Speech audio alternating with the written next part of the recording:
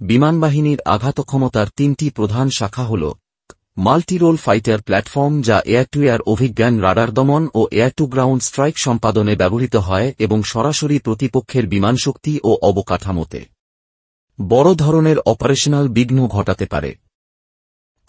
Guided bomb ও stand off cruise strike ক্ষেপণাস্ত্র, যা ইন্টেলিজেন্স নির্ভরভাবে দূর থেকে নির্দিষ্ট স্থাপনা, লজিস্টিক হাব বা উচ্চ মূল্যের কৌশলগত লক্ষ্যনাশে ব্যবহৃত হয় এবং লক্ষ্যে পৌঁছালে ব্যাপক ধ্বংসাত্মক বহুধা কার্যকারিতা প্রদর্শন করে, এবং ড্রোন, যেগুলো লক্ষ্য নিরূপণ, টার্গেটিং ও স্বল্পক্ষমতা সম্পন্ন আঘাতে ব্যবহার করে কৌশলগতভাবে প্রচুর চাপ সৃষ্টি করে।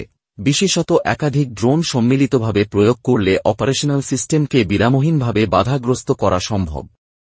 চেক প্রজাতন্ত্রের বিমানবাহিনীতে মোট পেশাদার সক্রিয় সদস্য সংখ্যা ৫,০০০, মোট সক্রিয় বিমানচালন ইউনিট সংখ্যা সামরিক বিমান ও সহায়ক বিমানসহ প্রায় ১০০-এর কাছাকাছি। ড্রোন